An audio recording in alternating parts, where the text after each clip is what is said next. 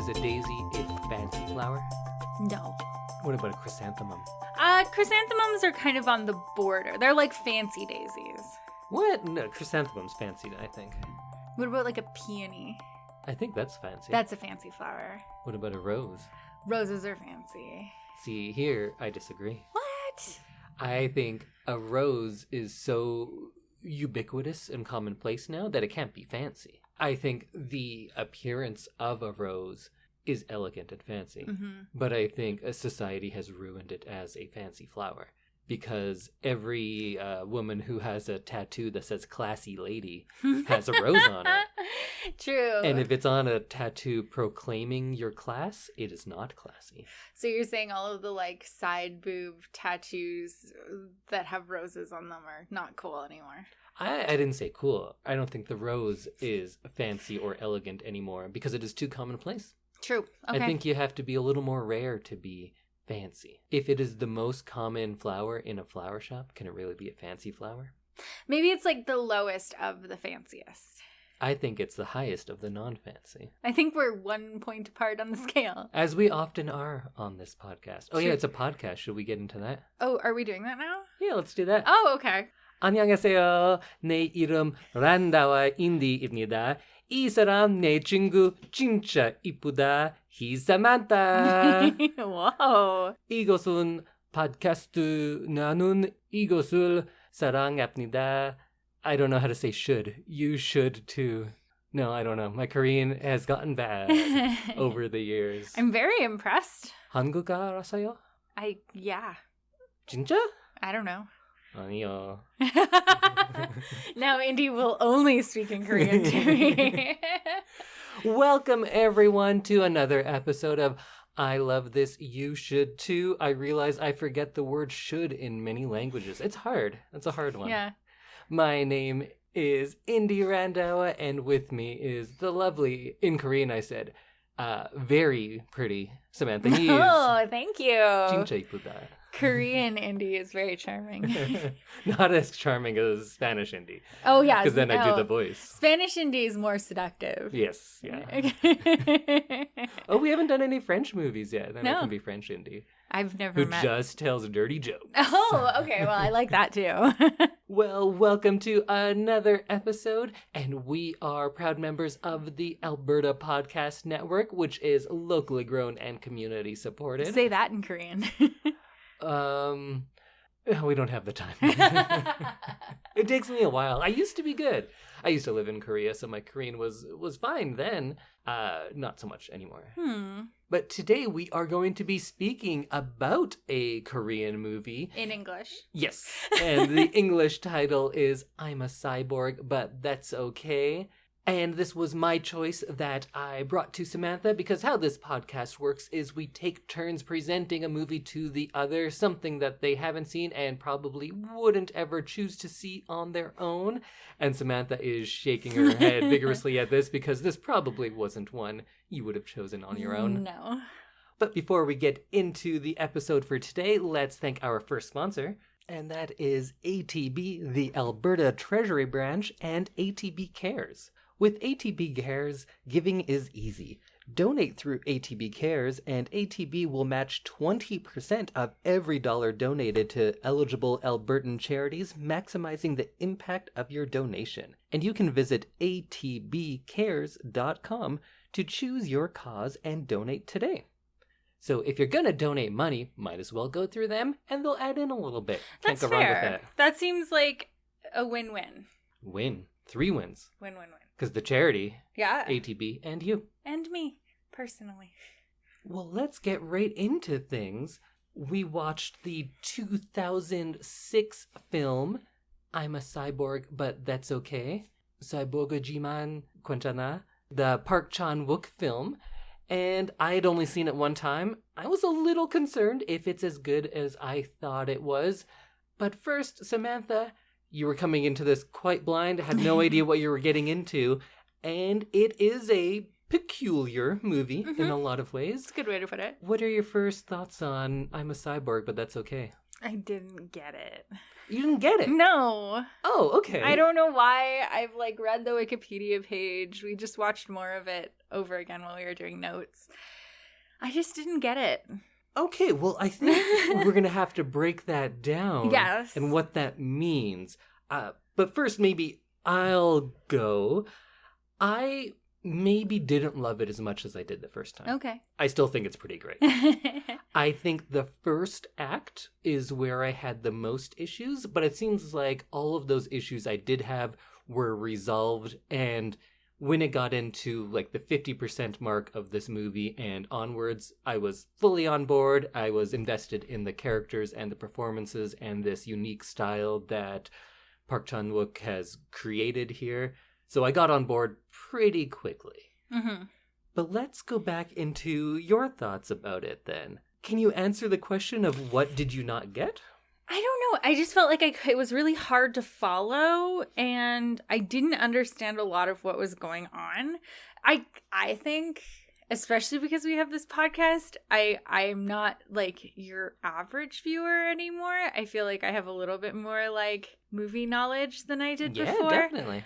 And like, so I haven't been like confused by a movie in a very long time. And I think that this one just like, we finished it and it was late. So I went to bed, and then I got up the next day and I was like, I don't really understand or know how to talk about this movie. And so then I read the Wikipedia page. So you've read a plot summary. Yeah.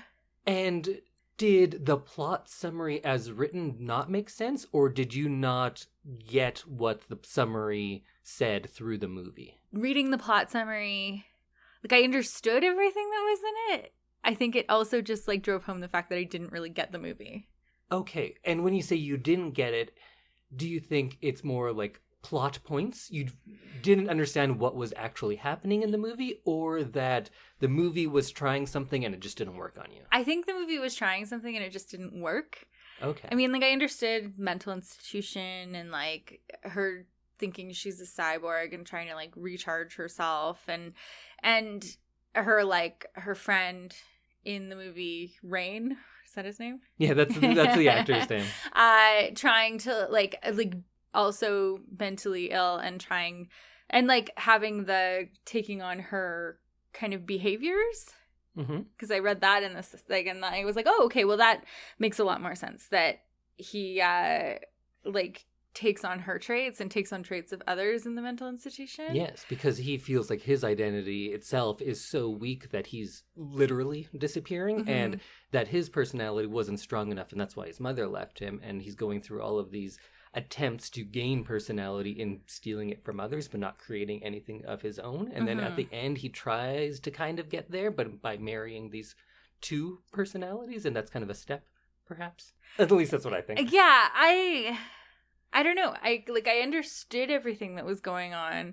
I just didn't really understand like when she'd have her like moments where she was like kind of drifting away, right? Like where she was seeing her grandmother and the hallucinations. Sure. And so like I didn't really understand when that was happening and when it wasn't, and kind of like, I don't know, I had a hard time seeing this film kind of linearly. I wrote in my notes, because I thought that it might be an issue, was the subjective reality of this film problematic for you? And I'm guessing the answer is yes. Yes, the answer is yes. Okay, well, let's make a little plan, and we'll kind of go through these things together. I want to talk about the tone of the movie, and if that works. And I think the portrayal of mental illness can be grouped into that section. Okay. I think we should talk about not psychoanalyzing these characters, because they are fictional and we are not doctors, but I guess doing a little bit of a character analysis of them and their motivations and causes. And then there's a few themes that I think I'd like to talk about. The idea of meaning, the meaning of life, purpose, sympathy and empathy. There's a little bit of vengeance in there too. And then maybe we'll finish on the subjectivity of reality. Okay. Does that sound enjoyable to you, or does this sound like homework? This kind of sounds like homework, but I'm into it. After this many episodes, I'm okay with it. No, I was worrying because I don't have many notes on this one at all. I thought we wouldn't have much to talk about. But I think this might be a good episode because it might get back to the classics of what this podcast used to be, of you being like, I don't know, this seemed kind of dumb or silly, or you didn't get it, and me getting too enthusiastic, going like, oh, but what about this? What about this? And then you going, okay, yeah, I guess that was pretty good. Okay. So maybe it'll be a classic episode. Like maybe. that. I hope so. Because, like, I don't know. I tried.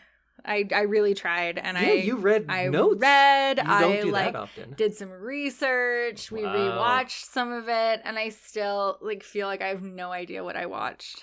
And I feel like I just want to keep asking the same question, but it's not going to get us anywhere. No. Of like, what didn't make sense? Because to me, this movie does make sense, but also thinking about it now is like, oh yeah, this is a pretty weird movie. Huh. It doesn't seem too strange to me.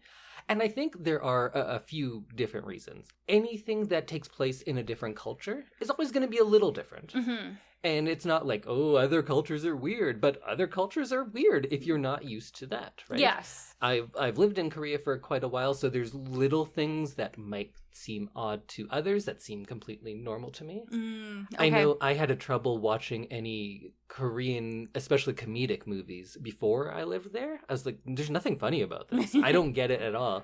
And then I lived there and I came back. I was like, oh yeah, that's pretty funny. And it's hard to pinpoint exactly what it is. Yeah, see, I'm having trouble. Like, you keep asking me the same question. I'm like... Just something's off. It's just something's off, and I just, like... It just kind of feels like it went right over my head. So I'm interested in talking about this because maybe I'll understand it at the end. Who knows? And then I think the cultural stuff is probably small in this movie. I think the next thing is... This is just like a weird movie. Mm-hmm. It's odd for this director, even. It didn't do terribly well, and I think it's because it was a mash of tones that you don't often see together. And I think the tone of this movie can be a real impediment to really understanding and getting the most out of it, I guess. Okay. And I think that the tone of this movie is comparable to movies that are successful here, but the tone mixed with the subject matter is where it gets a little tricky. Right. Because you can have something that is fun and fanciful and whimsical, like Edward Scissorhands. Yeah. Which you enjoyed for the most part. I like that one, yeah. And you definitely get. I get it. But you can see how that is not reality. Yes. Because it's fantastic and it's a man with scissors for hands. Yeah. But when we take that same type of tone, whatever you want to call it, quirky or whimsical or anything like that, and I have grown to hate both of those words because a lot of movies that are described like that I really dislike. And you're just like, this is dumb. But when you take those types of ideas and put them into mental illness and people who could be suicidal, who are starving themselves to death, that is a lot trickier to navigate, and I feel like that can be a sticking point to getting into this movie. Okay. And we talked a bit earlier on the pre-episode that the portrayal of the mentally ill as quirky is pretty intrinsically problematic. Yeah. And I was questioning, why is that? And I think it's just because it's done too often and done too poorly in other films. And I think that movies like this are kind of penalized by the lack of tact of other movies. Mm-hmm. So how about you? How did you feel like mental illness was portrayed here, and whether or not that kind of lighter or quirky or eccentric tone worked on it? I feel like this is one of the places where I kind of struggled a lot, was that I don't know, you can kind of tell at the beginning of this movie that it's not all like, it's more like Wes Anderson than it is like a normal movie. Definitely. So I had trouble differentiating from this like Wes Anderson real life, I'm using heavy quotations on that because it's like obviously not, to when she's hallucinating and she's in the institution. Okay. So like I had troubles there, and so then I had troubles kind of differentiating between what was like whimsical and because of mental illness and just whimsical because of this world.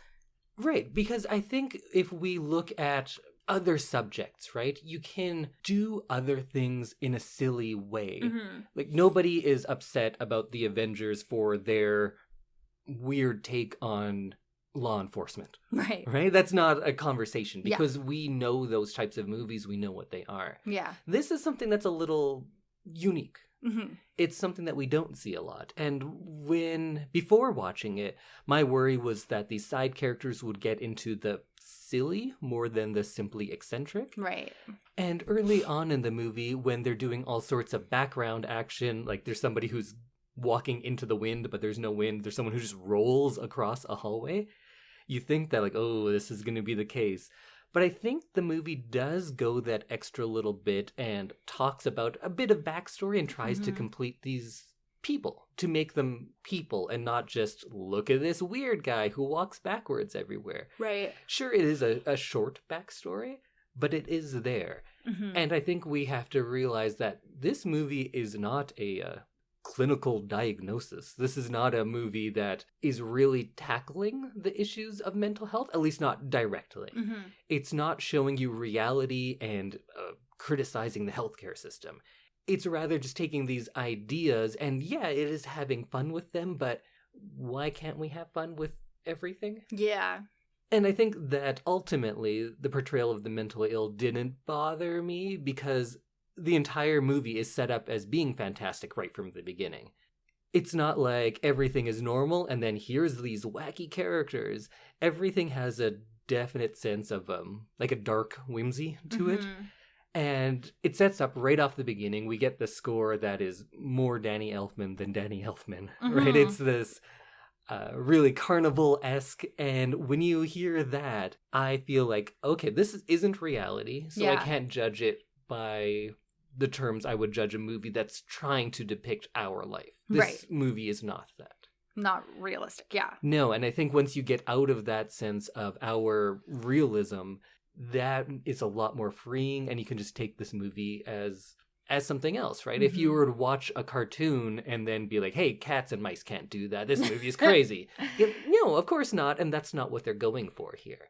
And I think we have a hard time applying that to something that is as serious as institutions or battles with mental illness. Right. Because those are such serious things, we feel like they can't be fun. Yeah. And I get that, of course, but then again, Roberto Benigni won a Oscar for a whimsical Holocaust movie, so like, you know. I need to rewatch that. I wonder if that is... What was it called? Life is Beautiful. I haven't seen it. I remember liking it back then, but I was also like 16 or something. But I do think that this movie kind of finds a sweet spot.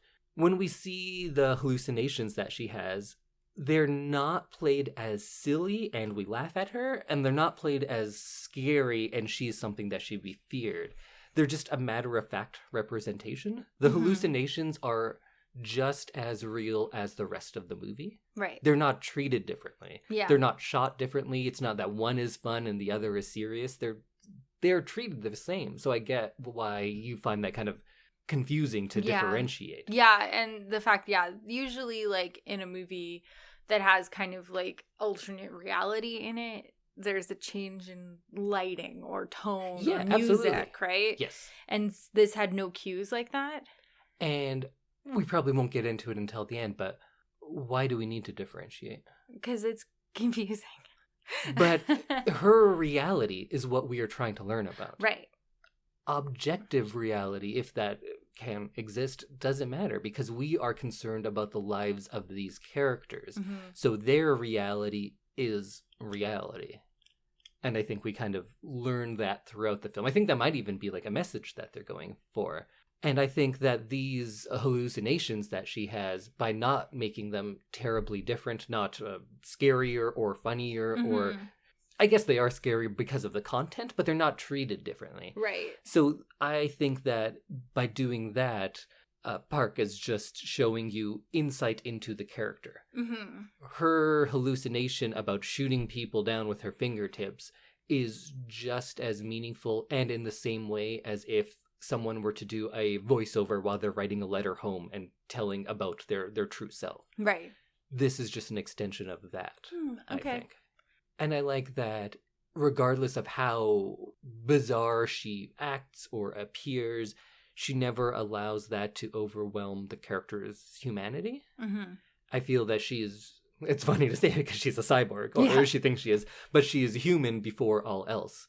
Right. Before she is a patient or a cyborg, there is this underlying humanity to all of these characters. Right. And I think that's what helps strike a balance between enjoying these hallucinations as like a fun little reprieve and demonizing them as being horrific. Right. Her performance and the humanity behind it makes you feel that, or at least for me, it was successful at making me feel like this is just another way to see into a character, a way that we don't often get to see on film. Right. Does that make sense? Mm-hmm. You're very wise. It's funny because I didn't write that down, but it was coming to me as we spoke. And I'm like, that kind of makes sense, doesn't it? You sound very wise, very wizened. I think I sound like I can bullshit with the best of them. You can, though. I appreciate that about you. But I don't think it's a big stretch to say that that's what those hallucinations accomplish. They give you insights into her, right? Yeah, a bit. You don't sound convinced. I'm still very confused by this movie. How about the parts we just talked about? Is there anything there that still seems like you don't quite get? I think the main thing was that I struggled with like the changeovers. Mm-hmm. And I think that is kind of what stopped me from really like enjoying this movie, because I felt like I was constantly having to like find my place, like where we were, what was happening, and like what is real. Okay. And like I understand that they're trying to like maybe write it from like from someone who's in the institution's point of view. Mm-hmm. So like you may not always know what's real, or like you may not always know what's happening or why it's happening, but I did not enjoy that part. Do we want to get into the subjectivity of reality now, or do you want to save that for the end? Let's save it for the end. Well, maybe let's talk a little bit about our two main characters and their motivations, and maybe that will help kind of ground this in some sort of reality for you. Okay, sounds good. So we have Rain as Park Il-sun, mm-hmm. and Im Soo-jung as Young-goon, who is our protagonist. Yes. How about Young-goon? How did you like this character, first of all?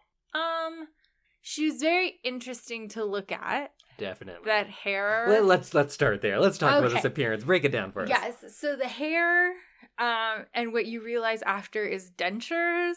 Right. And her, like, the way she holds her eyes, like, so wide open and, like, kind of blank. I found her very interesting to look at, and I enjoyed her character acting. Yeah, I don't know what the best word to describe it would be, because it's not like she's exactly attractive. She's captivating. Mm-hmm. I enjoy looking at her on screen. Yes. And with this kind of bizarre look she has, I guess I'm just repeating myself, but I think her performance was strong enough to cut through that and also have a lot of humanity and character behind it. Yes. But even in all of these big facial expressions she does, there is a lot of variety. I found the few instances where she would smile at someone, those ones kind of creep me out a little bit. Yes.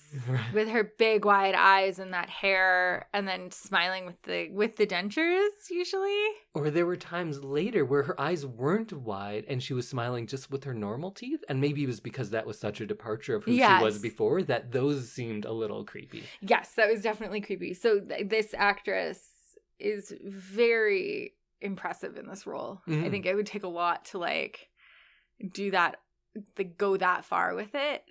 Yeah, to have kind of big Jim Carrey-esque facial expressions, but then still have the subtlety. It's a Jim Carrey, Meryl Streep is what this is. Oh. It's a very rare blend. No kidding. So I enjoyed her. I enjoyed her like facial expressions and like the little subtle things that she did when she was moving.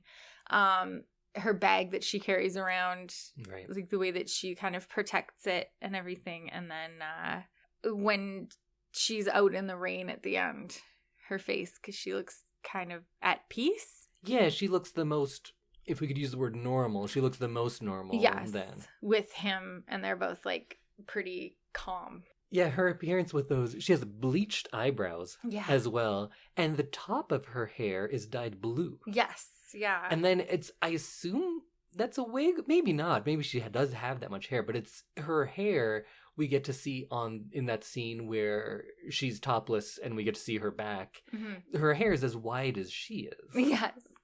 Yeah, I think it had to have been a wig for the movie. But in this, yeah, you can kind of also see like big chops of hair, like where someone's clearly taken scissors to her. Yes. Or she's taken scissors to herself, one of the two. How about her character? Let's psychoanalyze her, if we may. She thinks she's a cyborg. Mm-hmm. Where does this come from? I don't know. From her grandmother? Yeah, I think quite early on we get a pretty definite answer about why she thinks these things. Mm-hmm. Because clearly there's mental illness in her family, so there is some sort of genetic component. Right. And I think you could even read the dentures as being like kind of symbolic of that, because she's carrying this part of her grandmother with her all the time. Right. And just as mental illness can affect generations following, she's showing it with that. But very early on, we get the flashback of her trying to ride her bike after her grandmother, after she's been taken by the white coats. Right. And she can't make it up the hill, and I forget how this exactly happens. Either she thinks her grandmother says this or she says it, but she says a bike can't beat an ambulance, but a cyborg can beat anything. Right. And from that moment, it's put in her head that that's what she needs to be, because the biggest tragedy or trauma in her life is the forcible removal of her grandmother from her, who was her best friend, and she felt they really understood each other. Yes. So I think in that way, it's pretty clear, at least I think, to why she has this particular delusion. Does that make sense? Yeah, I think like her grandmother is obviously also kind of mentally unwell, and so I think a lot of her symptoms kind of might have been exacerbated or like more learned behavior from her grandmother. Perhaps. Or perhaps it's that they both shared these things, and that's why they found solace in each other, because they both were accepting of each other's realities. Yes. So maybe, I think I didn't have this theory at the beginning, but because you brought it up, I'm going to posit that perhaps accepting the realities of others is part of what this movie is positing as a solution. But not a actual mental health solution, but for the sake of this movie. No. Later on in this movie, when we get to see her reminisce about her grandmother, and we get to see the more extended flashback, and you get to see that her feelings of abandonment, of fear, of sadness, of loneliness, confusion, all of that isn't due to her mental illness. It's due to the loss of her grandmother. And I think this makes, at least me think as an audience member, that her sense of reality or her sense of loss and all of this isn't any less significant or meaningful because her sense of reality is distorted.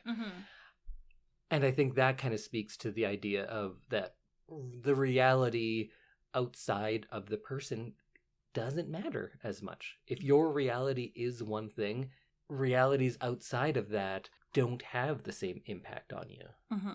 Does that make you feel a little less like the objective reality is that important? Maybe a little bit, yeah. Okay, I'm going to wear you down. Okay, let's go. I'm ready. Just going back, though, to the beginning, I wanted to call out the opening scene where she does cut her wrist and then jam the wires into it. Yeah. Because I think I didn't realize it at the time, but we get those instructions coming through about what to do. Yes. And I didn't quite get why those instructions continued through, but that is her reality. Maybe they weren't even playing at the factory at all. Because everyone else has headphones on. Oh, good catch. Yeah, everyone else has headphones on. So that was all in her head. Yes. So her reality is all that mattered to her, right? The objective reality for the other people didn't influence her. Yes, yeah. So that was one thing that I found kind of interesting. And like I could understand that she was having kind of like a hallucination moment because everyone else was wearing headphones. So I assume that they were listening to their own thing. And then the the instructions that she's hearing are like they start out normal, and then clearly her station isn't like everyone else's, one. And then two, the instructions go like way off the rails. Yes, yeah. So yeah, and I like that it's unclear where that break of reality is. mm-hmm. Are there actual instructions and people are wearing headphones to tune them out because they know by now? And for her, those instructions start getting warped into what her mind thinks. Or were there no instructions in the first place? Yeah. Doesn't really matter. Maybe Because she was all a we need to ghost the know. whole time. Because all we need to know is what matters to her. Right. Those other people don't really matter in this Yeah. scene. So the objective reality isn't as important as what hers is. Right. And I guess the only other real main character in this is Rain as Il-sun. Mm-hmm. What did you think about him? I liked him. He had a very like childlike quality. Mm-hmm. I kind of enjoyed him as a like kind of a fun break to what she was going through. Yeah, I'm glad that she wasn't that typical manic pixie dream girl that we see in a lot of movies. But if you can have a manic pixie dream boy, it might be Rain in this. I think so. He's a little bit of that. But he does have his own stuff going on as well. We kind of already mentioned it, but do you want to take a stab at psychoanalyzing Rain? What's going on with him? No big deal. Just explain an entire character. Yeah, let me just break that down. Rain seems childlike, like I said, and playful, kind of. And then also, you can definitely see why he's at the institution with his mask. And I didn't really understand that he thought he was going to disappear. He does say at one point that his biggest fear is that he will turn into a speck. Yeah, and I don't think I really understood what he meant by that. See, I get that one because, like, I get that. The fear of turning into a speck and disappearing because... But I don't think it's... Again, it goes into a lot of my personal philosophy of I don't think a lot of things we think of as bad or sad or depressing, I don't think they are. Mm-hmm. I think we are all specks. Because in the grand scheme of things, aren't we? Oh. Like, really, we're so insignificant. And I don't think it's a bad thing to realize your insignificance. Yeah. I'm insignificant and I'm fine with it. But I think his goes a little further, that he thinks he's going to just, like, disappear. Turn into a literal speck. Yeah. He's kind of taking this big metaphysical idea and it is becoming very literal to him. But also, we all will turn into specks. Quite literally. Not in our lifetime, but you will be nothing. Whoa, man. Right? Yeah. I just like to always bring up things that are shown as like, oh, look at this crazy person, and be like, well, yeah, but he's right though. He is correct. In a way, he is definitely correct. Were you able to pick up on what his driving force is through this movie before he meets Young-goon, that is? Not really. Because he does carry that locket with his mother's picture in it. Yes. And he does get very serious a couple of times and say, like, when my mother abandoned me. So everything from him clearly stems from his abandonment issues from his mother. Right. And he's attached inappropriate amounts of importance to certain things, like brushing your teeth. He felt like he didn't brush his teeth enough. He wasn't a good boy. That's why his mother left him. He is, and you're looking at me because I do bother you to brush your teeth more often. I think everyone should brush their teeth a lot. Yeah. And he's also clearly in a state of arrested development because he stopped growing after his mother left. He's reverted, if anything, to a more childlike self, because perhaps that's when he was actually close to his mother, when he was more of a child, so he's becoming more of that. And then I like how the kleptomania that he had in the outside world of, like, literally stealing objects, I assume, has kind of evolved into stealing characteristics. Yes. Because he definitely has some sort of inferiority complex because he blames himself for his mother leaving. So he starts taking on the personalities of others because he feels like he's disappearing. He has nothing to himself. So he's trying to get that from other people. Yes. That's what I think, at least. Yeah, I could see that. And stealing their, like, little quirks to make himself seem more interesting, maybe? Yeah, or so just he doesn't disappear. substantial. Yes. I think you can look at people who are super boring, but then they develop one thing. Like, we are admittedly big craft beer people. Yes. But we've definitely met people who that is their personality. There's nothing else to it, right? There's their only personality. They find something and they're like, this makes me a person now. We have like other interests. We're slowly turning into one person. But that's true. But like, we can have a conversation on a range of topics, whereas you do meet, like you said, with craft beer, you do meet those people who are like, no, we just like study craft beer and only talk about it. And that's like, and an interest is not a personality. No. A quirk is not a personality.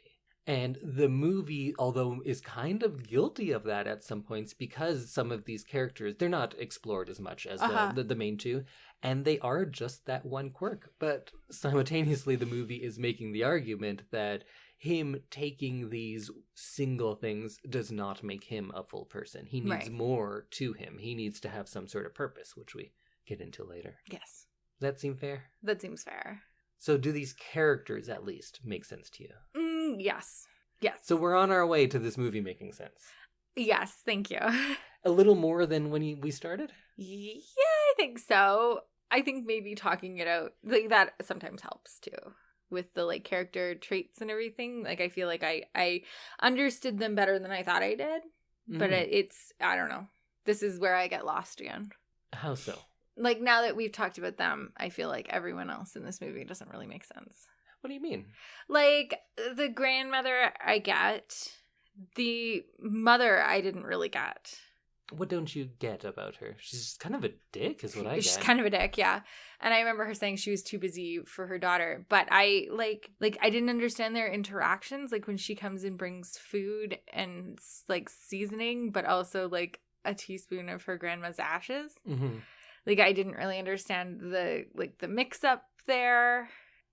And, like, also, like, she doesn't really seem to care about her. Yeah, and I think that's it. I had the fear when you said you didn't understand it, that perhaps you do understand it, but you just don't think it's good. And we might be getting into that, because I think that is the mother. I think she very ironically tells Young-goon not to be selfish and indulge these hallucinations, although she is the most selfish person. Mm-hmm. She let her mother get taken away and presumably didn't really talk to her after that point, didn't allow Young-goon to see her.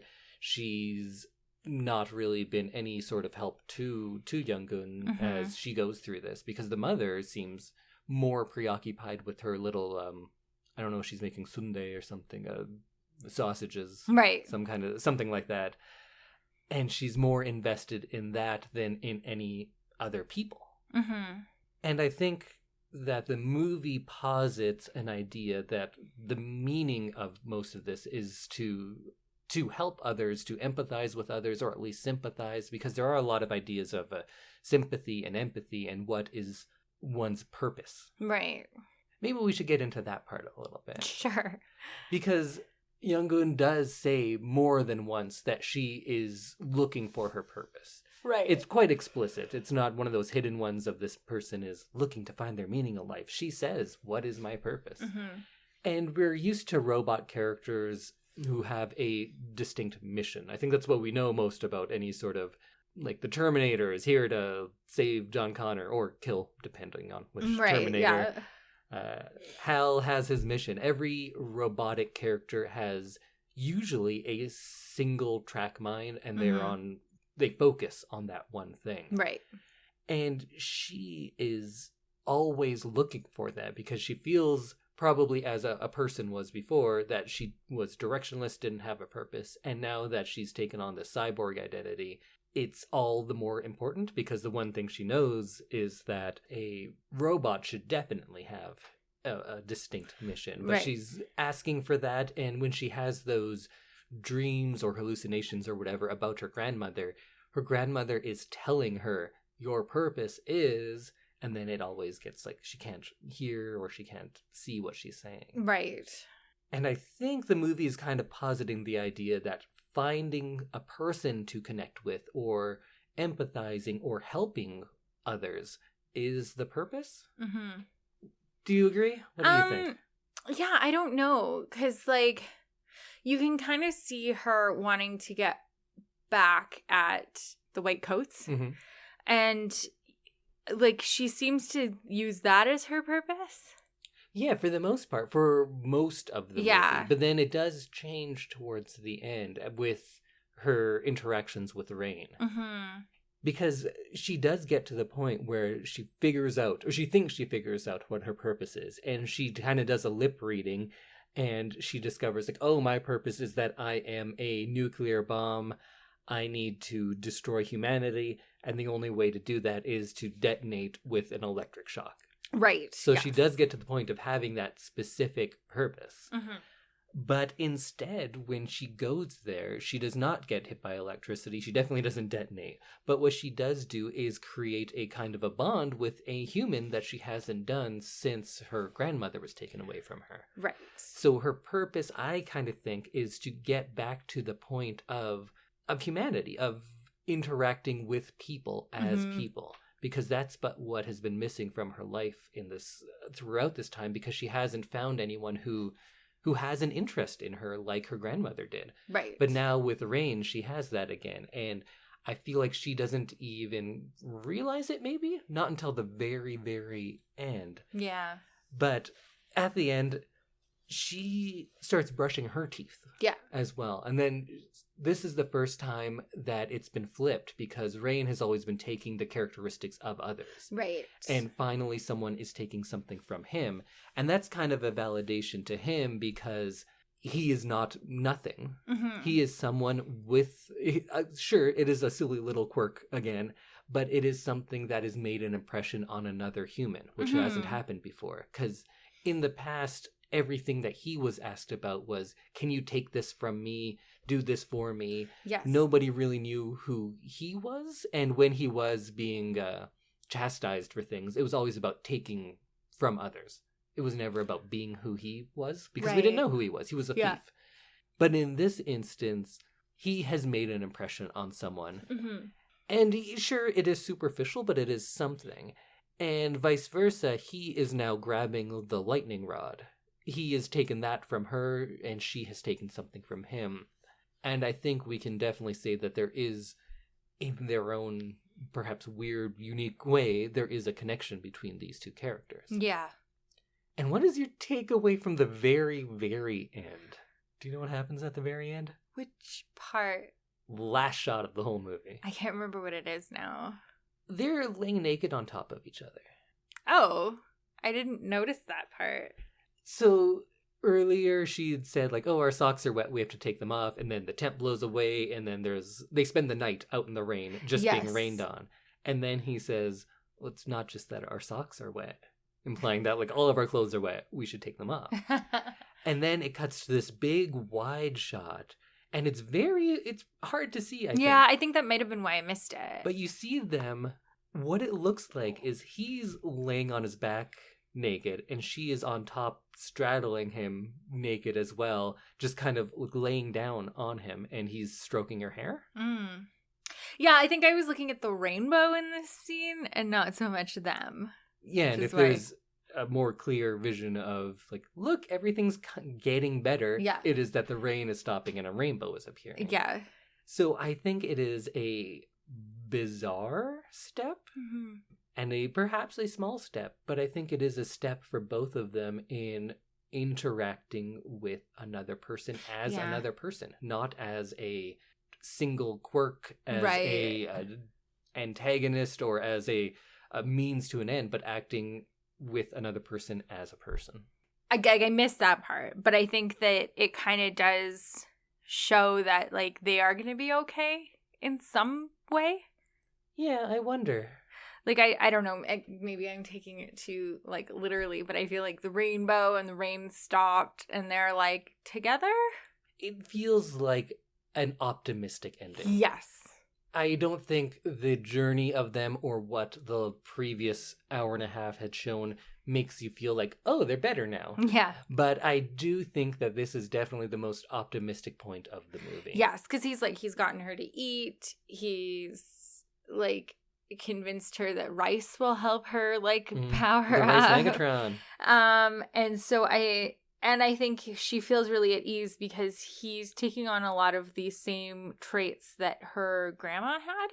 Oh, yes. Yeah, I can see that. So I feel like, because she was very calm around her grandma in that first scene when they take her away to the home.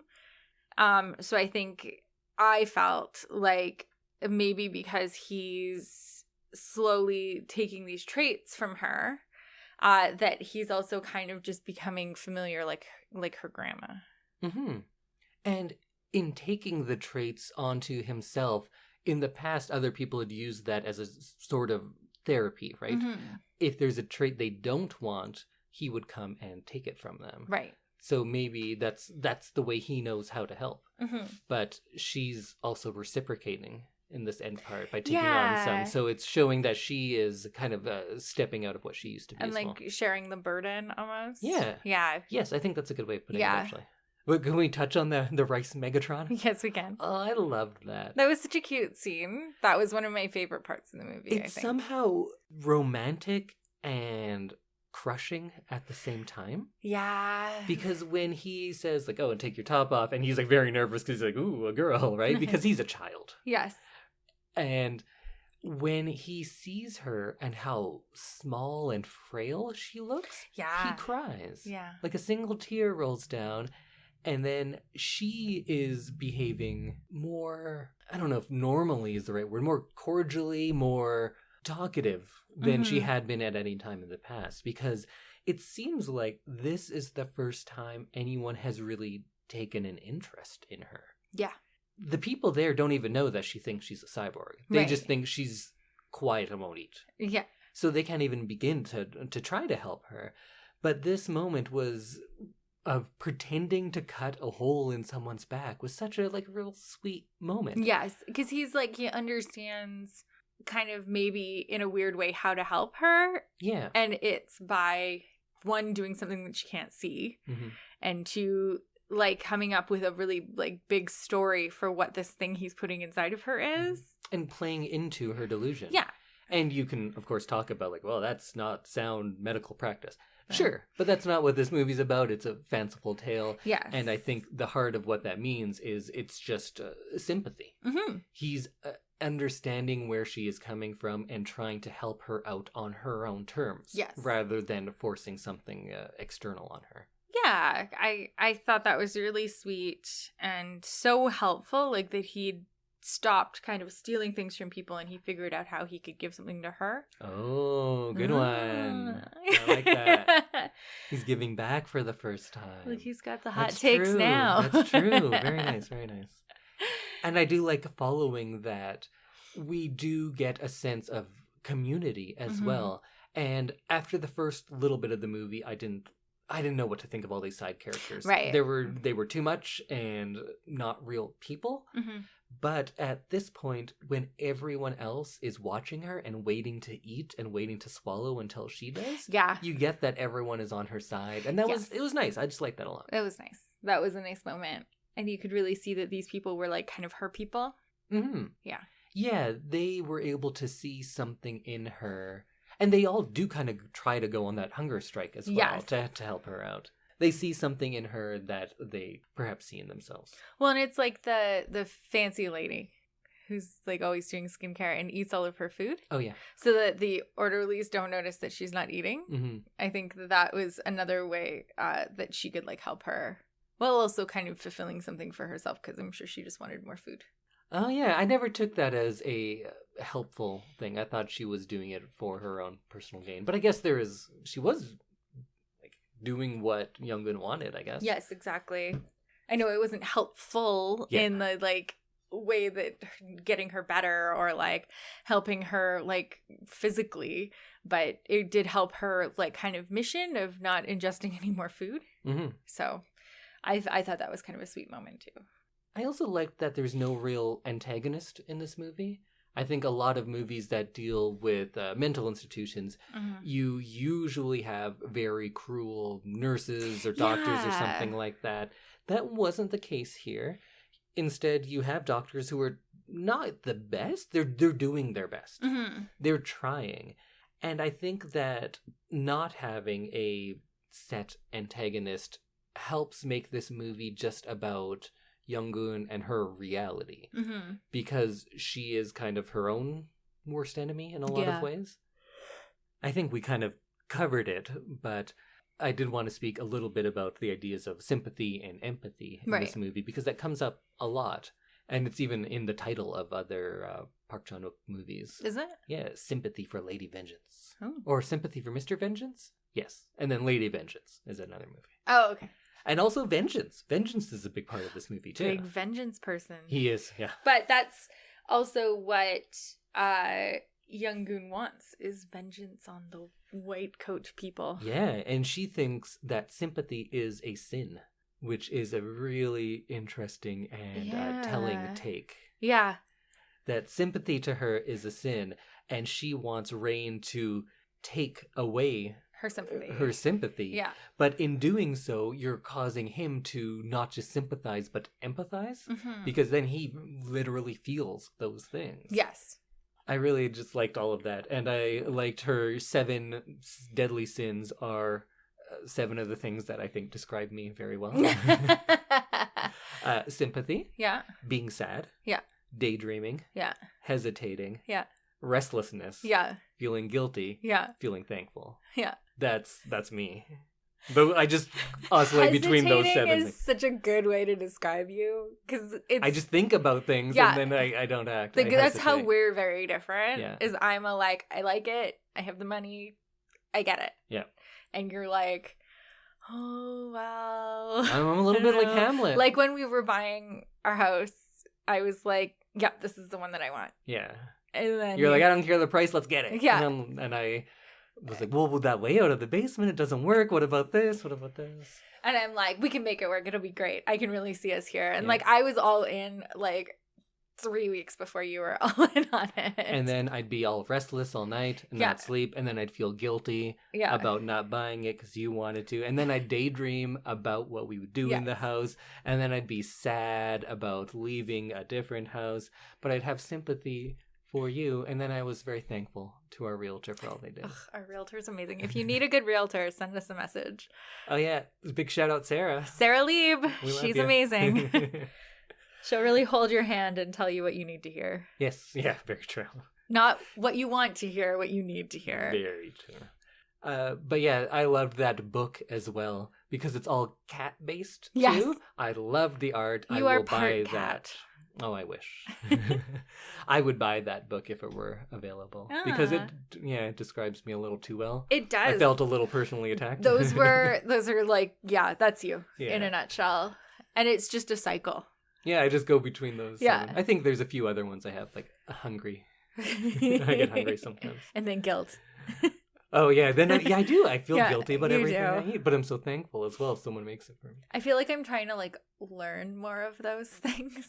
Like hesitation. You want to be more like Young-goon. Yeah. That's probably not a good thing. No, probably not. But then she also has the vengeance side to her.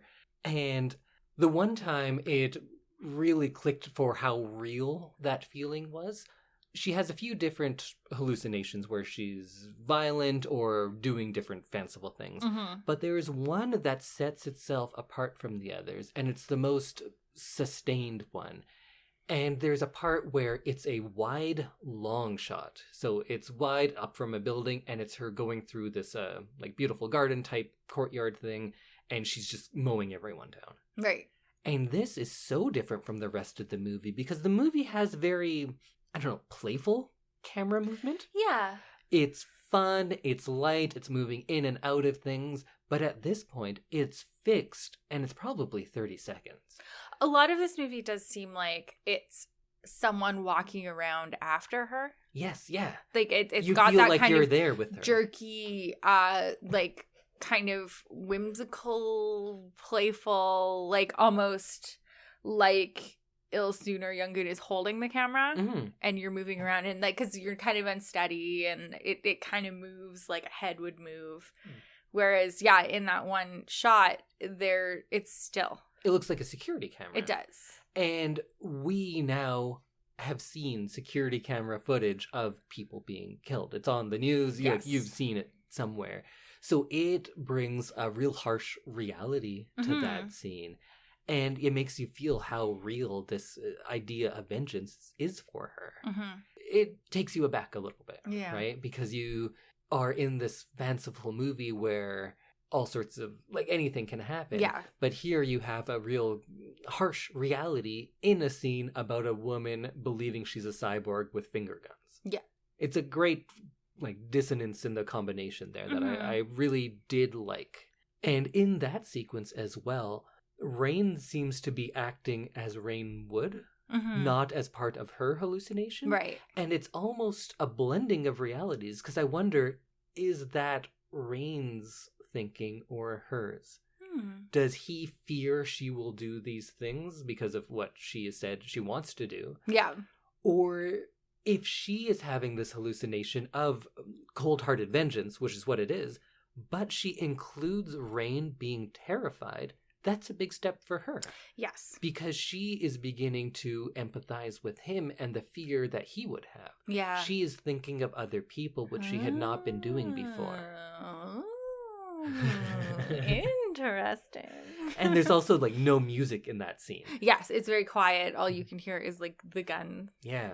So at first, I thought that scene seemed out of place in this movie, but now talking about it and realizing that one of them, if not both of them, are taking an important step in that, we just maybe didn't realize it already. Oh my god, finger guns. She has finger guns. Literal finger guns. Yeah. Oh my god. I don't know why that didn't click for me until just now. Wait, this is your... Yeah. That's the missing piece. That's why you didn't understand this movie. Now you get it. I love it. No, I'm still on the fence. But I did not realize that it was literal finger guns. And for some reason, that's very funny to me. To the best of my knowledge, finger guns is not a saying in Korean, though. Really? I don't think so, but like, there's no, like... She's doing finger guns right now. Not very often. I can't remember people doing that, but then again, I don't remember people doing it here unless they're joking. Oh, I sometimes do it seriously. Really? Yeah. Why? I guess it's more of a jokey thing. You've never done it to me. I feel like maybe I have done it just, like, to be cheesy. Well, maybe we should wrap up with a little discussion on the subjectivity of reality and whether or not that's important. Sure. So how are you feeling with your understanding of the movie now? Do you think it's still that you don't understand things, or that you just don't like what's on the screen? I think you make a good point. I think I go into all of these movies, like, with the idea that, like, I may love this. I don't think I ever go into this being like, oh, I'm going to hate this. Like, so I try to be really positive, and maybe I just didn't, like, register that I didn't like it and found it very confusing because of that. Right. So I think I just didn't enjoy this movie. I'm like, when we first started talking about it, I was at like 10% comprehension. I think maybe I'm at like 40% comprehension now. I feel like I have a better handle of what happened, but I still, like, don't really get it. Are you able to pinpoint what you don't get? No. Okay. No, it's just like a really large ball of confusion. But as we've talked through it, now all of the plot elements at least make sense to you. Yes. So then is your question at the end just kind of like, yeah, but why? Yeah. Yeah. Why does it need a why? I don't know. Remember back when I was talking about Cat's Cradle and the creation myth in that religion of the first man asking, like, why did you do all of this? What is the purpose of it? And God's just like, who said there's a purpose? Why do we think purpose? Okay. Why does everything need a why? But I think there is a why in this, because I think when we're talking about her search for purpose and finding that in another human, I think that's kind of the why. Yeah. Okay. I thought you would kind of get on board with that because it's like a romantic comedy type answer of you just need to find that one person and that happy. Was sweet, and I did like that part. I don't know, it felt like a bunch of vignettes that didn't really go together for me. Oh, so it felt very disjointed and kind of like nonsensical. And like, I understand what you're saying. It was like, why does it need to have a reason, or why, like, does it need to be like a certain thing? And maybe that's just me not watching movies like that. Maybe also, like, I'm not used to watching this kind of movie for sure. Like, subtitles aside, I think that, like, movies like this that aren't kind of more mainstream, what I'm used to, kind of confuse me. Are you feeling, probably not to that extent, but are you feeling a similar way to when we watched The Lighthouse? Yes. Okay, so it's a more of an unfamiliarity issue. Maybe, yes. Interesting. Mm-hmm. And that one I feel like I don't know how to reconcile. Yeah, that's fine. We don't need to reconcile it. I Other than making you watch more movies like this. I understand why this movie is important to watch. I get why you like it. I just don't think that I'm going to come around on it. Okay, so it's less of a I don't get it and more just like, yeah, I don't really like it. Yeah, I think so. Okay, that's fair. Just not for me. I think that's absolutely fair. If it's I don't get it, I was just going to sit here and keep going, like, what about this? No, what about this? And help explain it. But I think the more we talk about it, I'm just realizing that, yeah, it's not for me. It's just not my kind of movie. It could just be that it's so unfamiliar in a lot of its choices because both, like we said, culturally, tonally, subject matter-wise, how it's shot, all of that could be so unfamiliar that it's hard to like almost recognize it as a movie. Right. It's how I feel about a lot of music where it's like, it seems cacophonic to me. I know you love this and I know what's going on, but it just doesn't seem like music to me. Yeah. That's kind of how I feel about this movie. That I can understand. Okay. Can we agree to disagree? That should be the name of the podcast. Agree to disagree. Although we agree more than we disagree now. That's true. Yeah. Because we both tend to not like the movies you pick. Oh my god. And we both tend to like the ones I pick. Why do you still let me pick movies? Because those ones those are fun episodes. They tend to be fun episodes, yeah. I can't wait for what I assume is Christmas Prince Jr. coming up pretty soon. We'll see. Let's talk a little bit about the subjectivity of reality, if there is such a thing as objective reality. Mm-hmm. Because between you and I, we're not going to get too philosophical, but your reality and my reality are just different. Yes. Each individual has their own reality. For better or worse, that is the nature of perception. Yes. Can a movie be objective?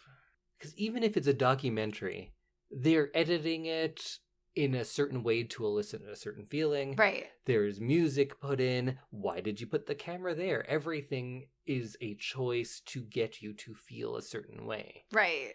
So I feel like this movie where we don't know what's real, what's a hallucination, whose hallucination is it, I don't think it matters because the point of this movie is to get you to connect to these characters above all else.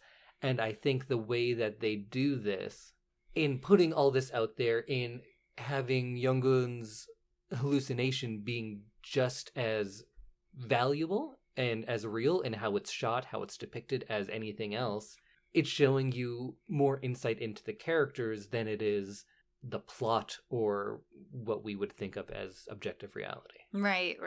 And I kind of like it. Yeah. I get why it's jarring and disconcerting because that's not how we want to see the world. Nobody wants to think of their reality and perception and life being fundamentally different than other people's. Right. I think that's like a hard lesson that a lot of people are learning more and more these days, but that is kind of fundamental to a lot of problems in the world. True. Is assuming that everyone sees things the exact same way. Yes. And I think that's a big, it goes well with this movie. It's a big, conversation about mental health, too, and, being neurotypical and being neurodivergent is, the world is designed a certain way, and for a vast majority of the population, the world doesn't work that way for them. Yep. And so then you struggle. And I'm learning a lot about that. I'm going to talk about ADHD again. I'm learning a lot about that because the average workday just doesn't work for me. Right. So I think this is a very important conversation about understanding that not everyone sees everything the same way.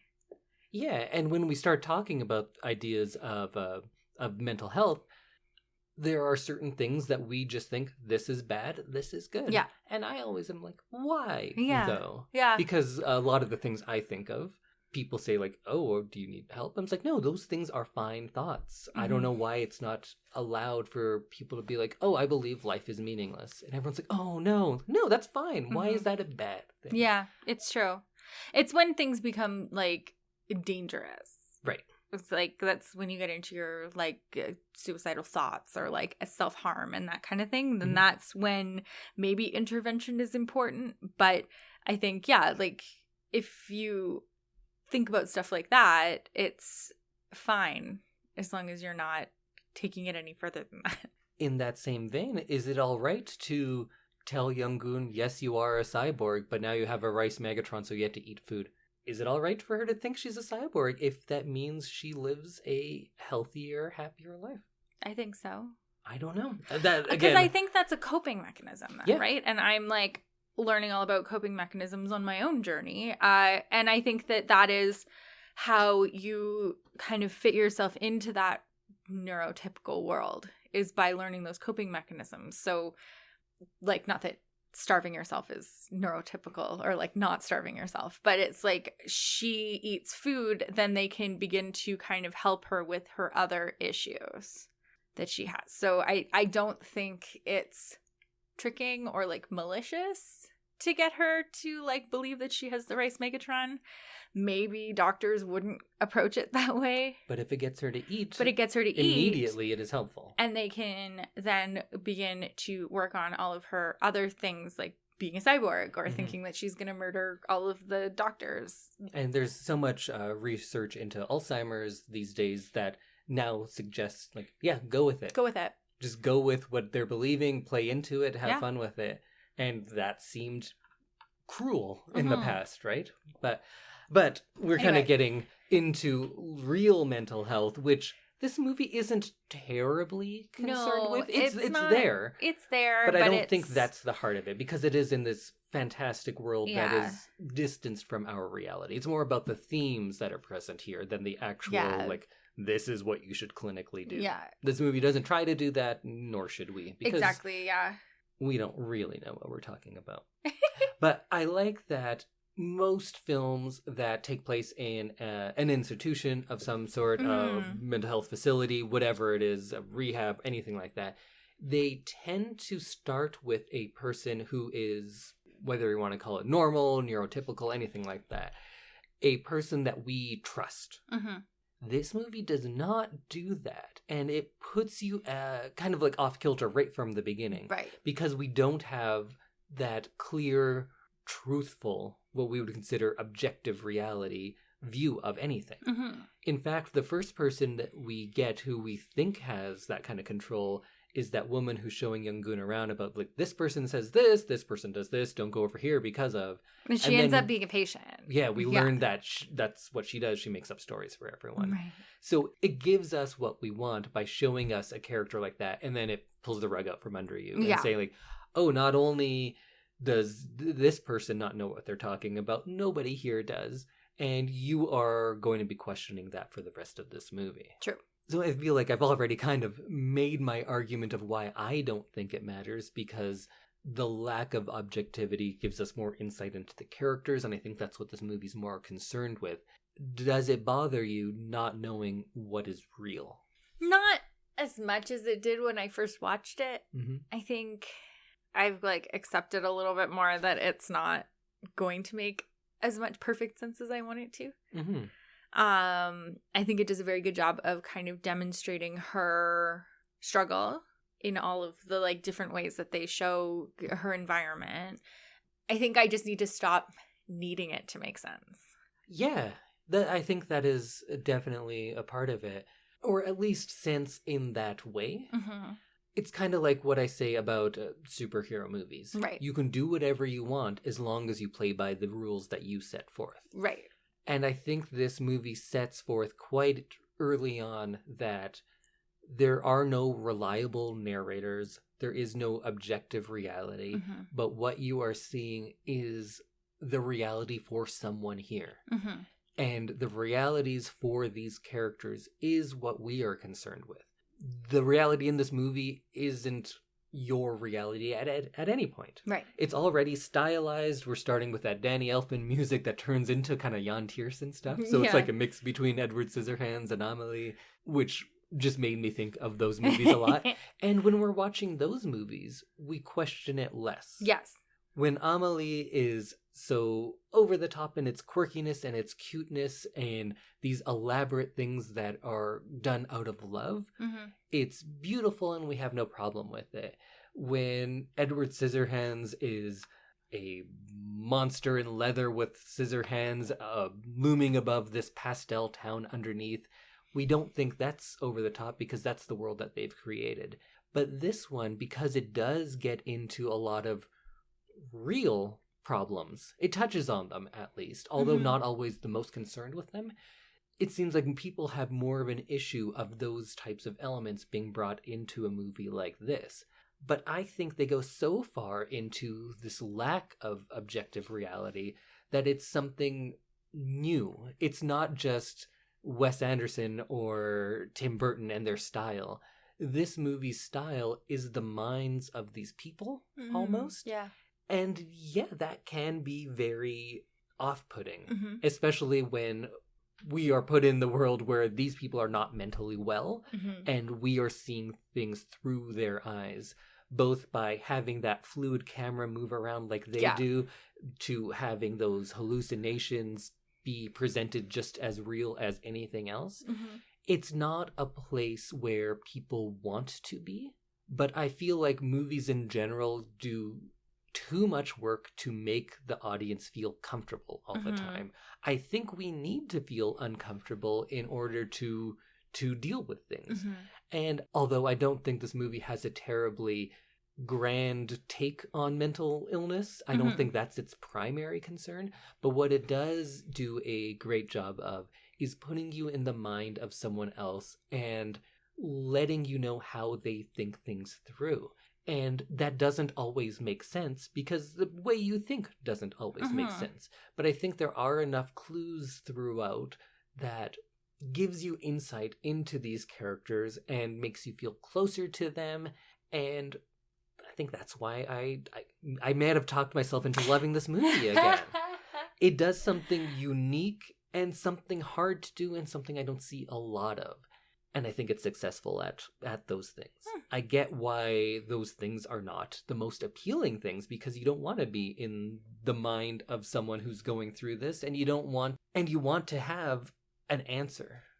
But I think this is just an extension of those movies where you, years ago, would be frustrated, like, well, what happened at the end? And it's like, yeah, we don't know. Isn't it fun to think about?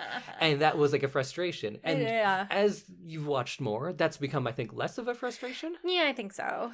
But this is not just an ambiguous ending, it's an ambiguous reality. Yes. And I understand why that is hard and difficult to watch, but I also kind of love it. So it's all about those ideas of sympathy and empathy throughout. Right. And you were saying how you feel like put off by a lot of it because it's putting you in places where you don't want to be because you can't tell what's real and you're being put in the mind of someone who is clinically insane. But I think that's the filmmaker forcing you to not just sympathize, but empathize with people who you normally wouldn't. Because the difference between sympathy and empathy is to experience. Right. Like, I can sympathize with someone in a mental institution, but I can't empathize because I've never been through that. Right. And by making your reality her reality, Park Chan-wook is making you not just sympathize, but empathize with her because you're experiencing what she's experiencing.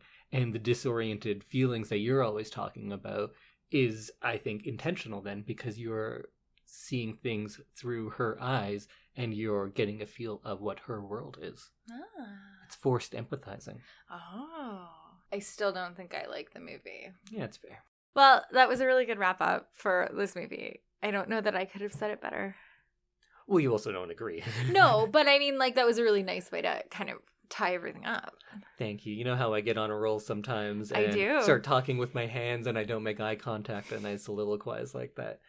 When you're looking at the ceiling or like above my head, I know that you're like, on a track. I'm thinking. Yeah. With all of this soliloquizing, do you like this movie? I'm at like 0.5. Like 0.5. Uh-huh. That's like a 5.5? Yeah. 5.5 out of 10. Yeah. That's tough.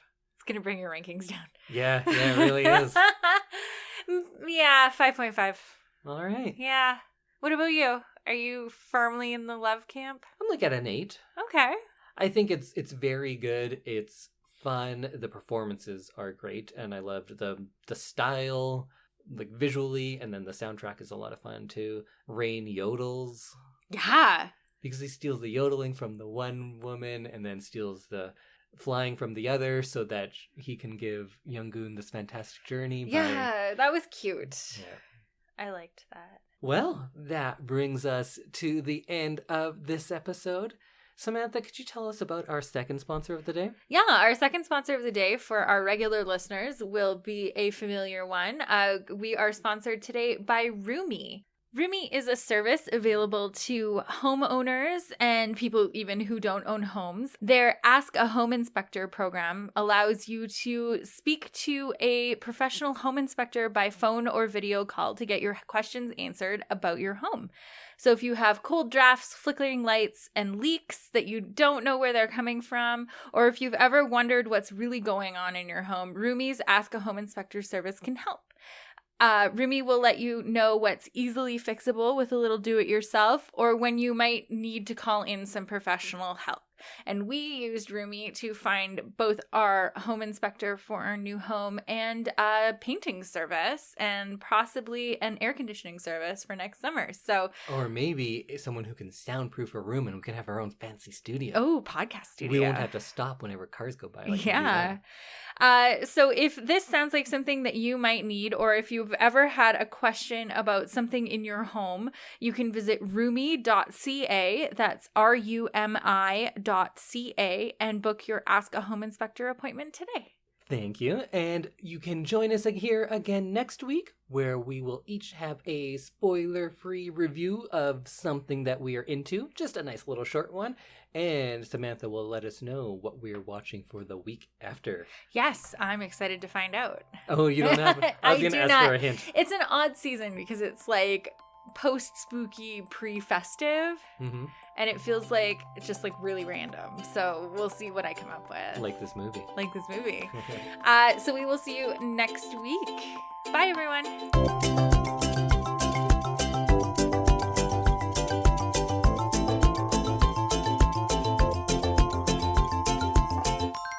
Choppy chunks in the... Ew, spider. Ew, go away. Oh, I was going to let it outside, but I think I killed it. Oh, it's alive. It crawled away.